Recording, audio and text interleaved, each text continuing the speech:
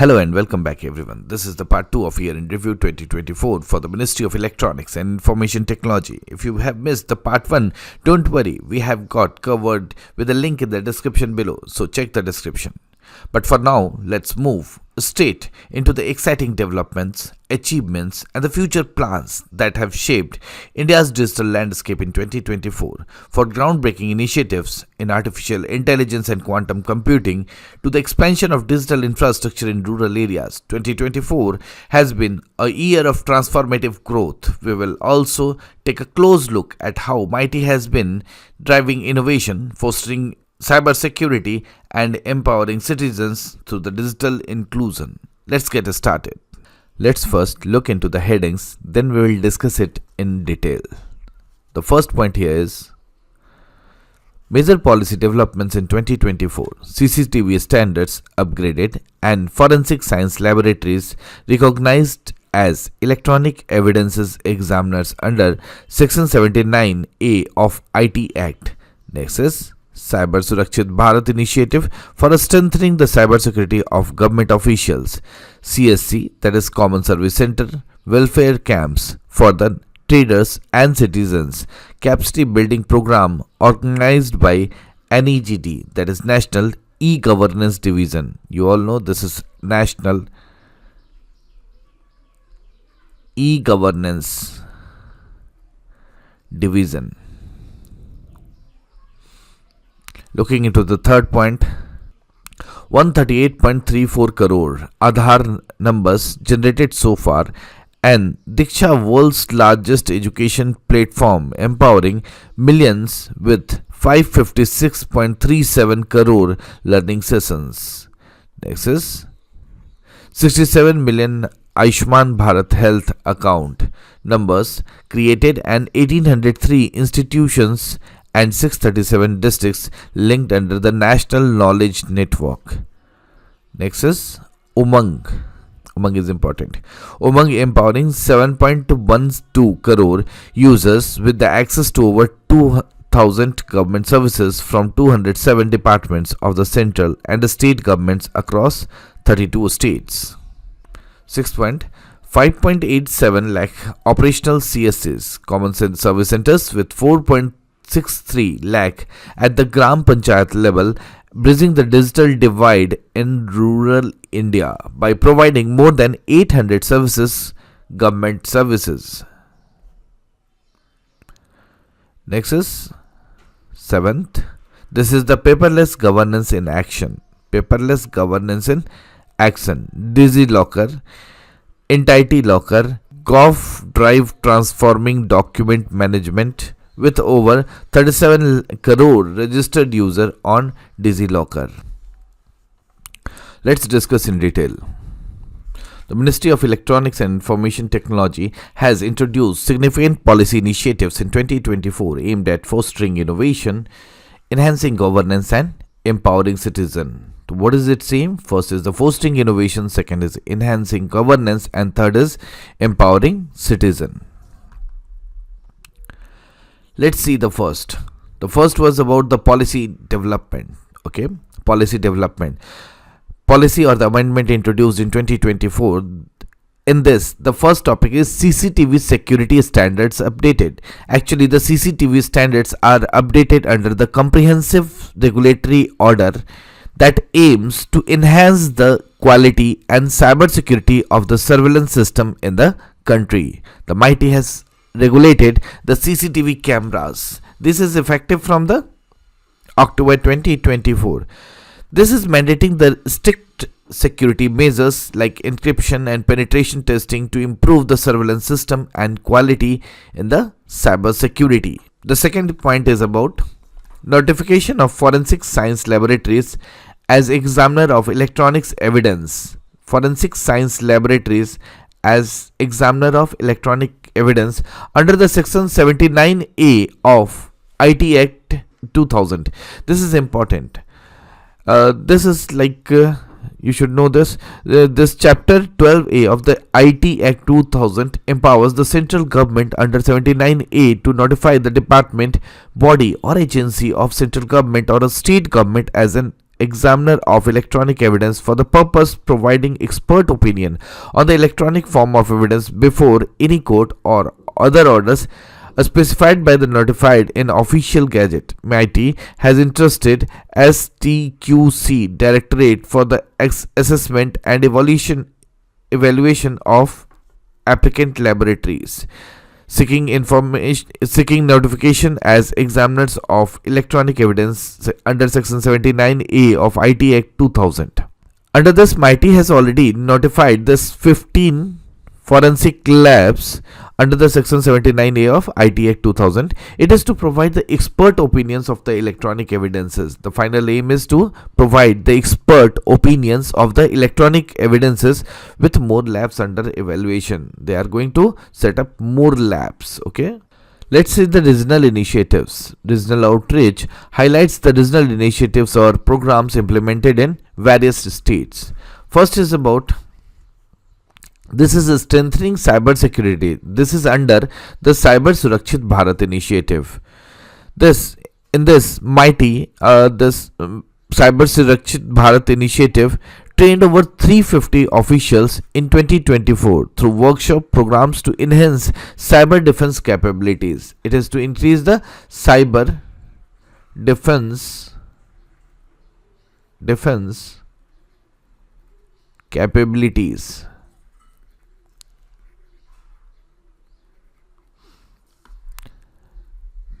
Moving to the next. Next is empowering traders and citizens through the CSC welfare camps. In this, there is MOU between e-governance services and CIT. It is to empower traders and citizens by facilitating access to social security schemes like NPS, Atal Pension Yojana, Pradhan Mantri Savnidhi through the dedicated camps. So, the main aim is to empower traders and citizens by providing access to social security schemes via nationwide camps. Next is capacity building program by National E-Governance Division. The program aims to equip officials with strategies for responsibility implementing AI in governance, ensuring data privacy, security, and ethical standards. It emphasizes tackling regulatory challenges and ensuring AI applications as transparent and comply with the privacy standards. This is actually focused on the ethics, transparency, and data privacy by training some officers. Next is works to boost states' official understanding e-governance and AI. Understanding of central e-governance initiatives and AI integration. Key programs like DigiLocker, UMANG, API Setu were discussed alongside topics such as the cybersecurity and capacity building. Tamil Nadu showcased its innovative projects including GID-based land records, e-office, AI-based contract detection, Parvai. Actually, Tamil Nadu highlighted central e-governance initiatives and AI integration, showing state innovations like the AI-based contract detection app. Next is India's digital revolution, transforming infrastructure, governance, and public services. India's digital infrastructure has gone a transformative evolution in the recent years, positioning the country as a global leader in the digital adoption. With the rapidly expanding digital economy driven by innovation in the cloud computing, artificial intelligence, machine learning, and digital governance, India's infrastructure is continuously evolving to meet the growing demands of the public and the private sector. The key initiatives and the projects have been rolled out to strengthen the country's digital backbone, ensuring accessibility, scalability, and security in delivering the governance services, fostering economic growth, and enhancing citizens' life. So we can say that India has emerged as a global leader. It has emerged as a global leader in digital adoption, driven by the advancement in the cloud computing, artificial intelligence, machine learning, and digital governance. The country's digital infrastructure is rapidly evolving to meet the public and the private sector demands. So the key initiatives are transforming governance, boosting economic growth, and improving citizens' life through innovative digital solutions. Let's see about the India's digital infrastructure landscape. India's data center industry is poised for the substantial growth. Actually, it is powered by the expanding data centers crucial for cloud computing, AI, machine learning, and data storage. The data center industry set a growth significant with the IT load capacity, which is approximately 1000 megawatt currently. This actually IT load capacity is measured in this megawatt. MW is given, na? It means it is measured in megawatt because it is the common way to measure the power demand of the data center. That's why the load capacity is also measured in megawatt. Next is National Informatics Center has established state-of-art national data centers in cities like Delhi, Pune, Bhubaneswar, and Hyderabad, providing robust cloud services to the government ministries, state government, and the public sector undertakings. These data centers also offer essential disaster recovery and hosting services, ensuring continuity in the government operations. It is also written at NDC, storage capacity has been expanded approximately 100 PB. I just want to recall this PB is about the petabytes. Actually, this storage capacity is measured in petabyte, that including all flash enterprise class. Not required to read everything is this. Next is to address the unique challenge faced by the India's northeast region. So it is developed mainly for the northeast region. The National Data Center Northeast region was launched. This aimed to bridge the digital divide, foster socio-economic development, and improve the public services in the region by providing a reliable high-performance data storage and cloud service infrastructure. So government is also focusing the cloud services in the northeast region. Next is enhancing the cloud services, the role of NIC and Meghraj. First, I think you all know the cloud services. What is cloud computing? Actually, by which the remote servers hosted on the internet store and process data rather than local server or personal computer. Means all the data is stored in some remote server rather than storing it in the local server. Okay, so the data is not stored in your computer, it is stored in some remote server. That server is called cloud computing, and this is growing nowadays. India's cloud ecosystem is key to the digital transformation. The NIC, National Cloud Services Project, launched in 2022, enhances e-governance service delivery. The GI Cloud, Meghraj, this is the government cloud and is always in news, is important for the UPSC also, prelims also, they can ask about the Meghraj. So the GI Cloud Meghraj initiative aims to provide ICT, information communication technology services via cloud to all government departments at center and state duties, promoting the cloud ecosystem nationwide. It ensures optimal use of the IT infrastructure and accelerates the deployment and development of e-governance applications such as digital payment, identifying verification, and consent-based data sharing. MIT has initiated empanelment of cloud service provider to address the evolving cloud needs of the government departments. There are three types of clouds, that is infrastructure as a service, next is platform as a service, and third is software as a service. IaaS, PaaS, and SaaS. These are important because already UPSC has asked question from this type of topic, means from the types of cloud. Next is a digital public infrastructure, a game changer. This is India's digital public infrastructure drives accessible and secure public services, transforming the digital economy.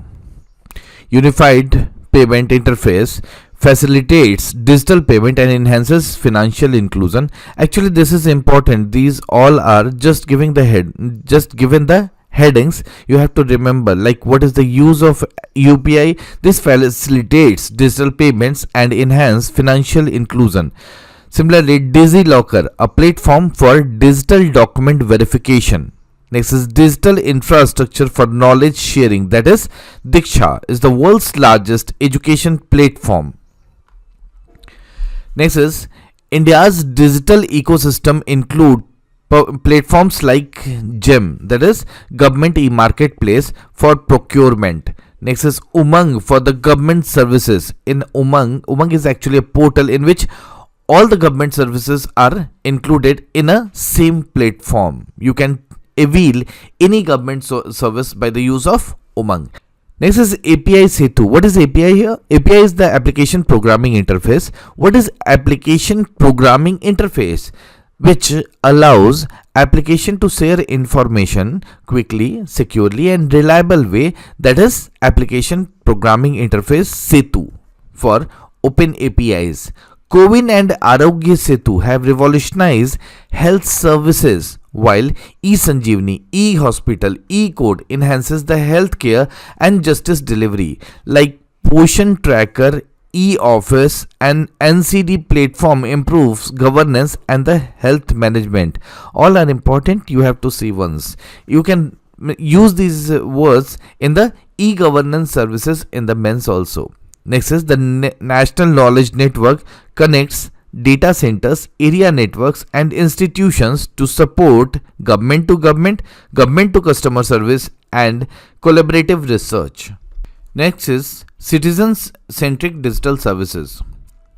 There are some digital services mentioned here. First is innovative digital services like UMANG and Meri Pehchan enhances citizen engagement and simplify access to the government services.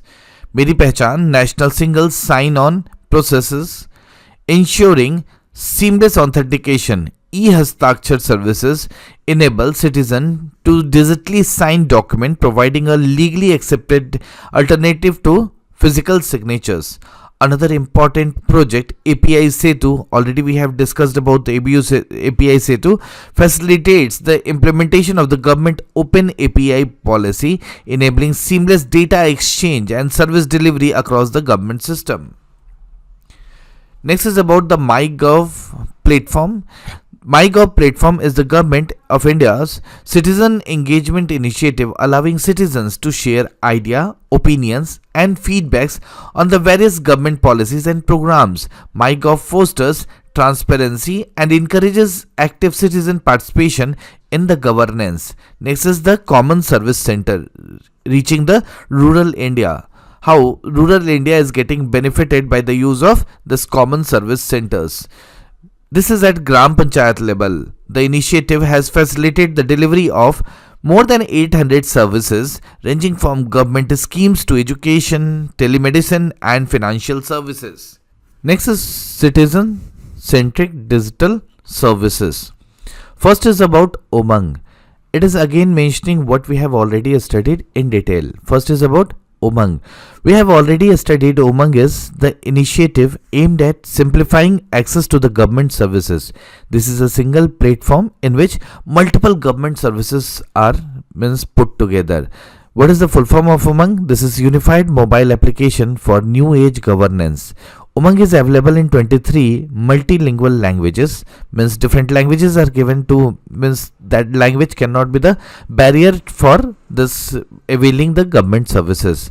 Next is UMANG offers about 2077 services from 207 departments of the central and the state governments. Matlab this state and central government, everything is given here.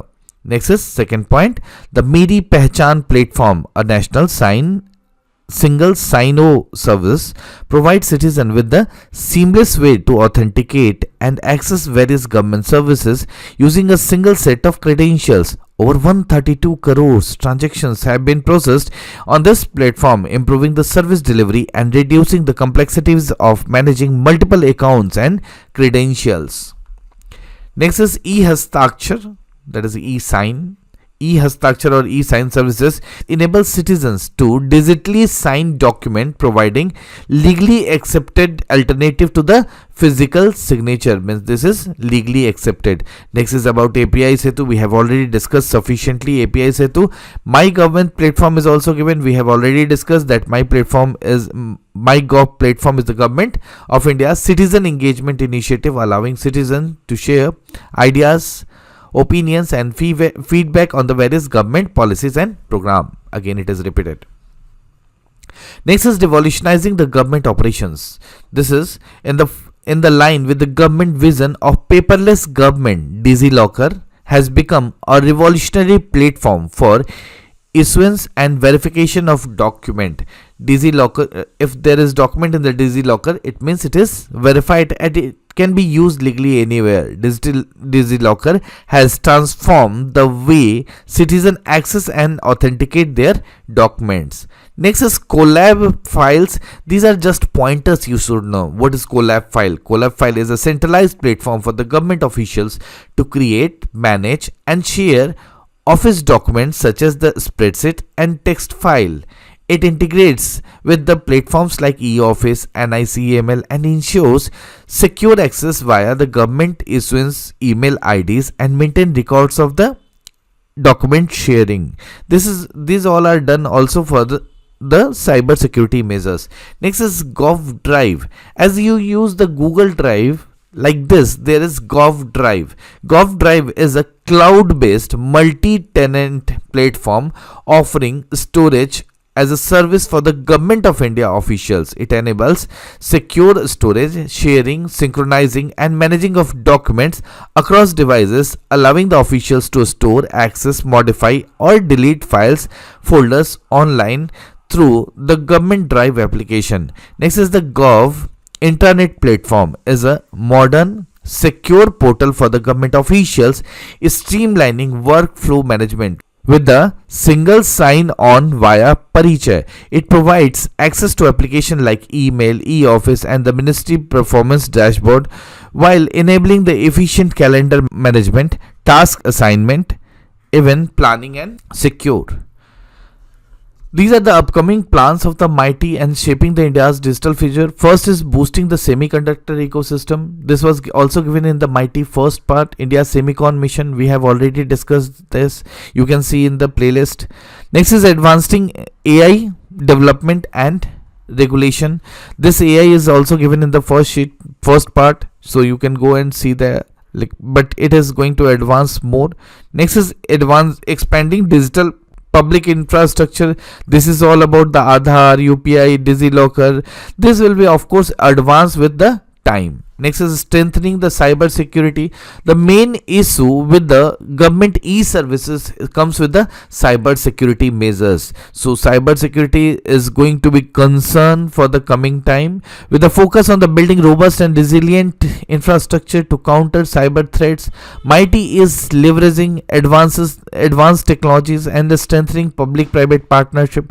These initiatives aim to safeguard India's digital asset and ensure secure environment for the citizens and enterprises. Cybersecurity is the important topic for the exam also. UPSC already asked 2 times in mains for the cyber security. Okay, we have completed this mighty part 2 year in review. Mighty part 2 year in review. So thanks for watching. If you like the video, please like and share. Thank you.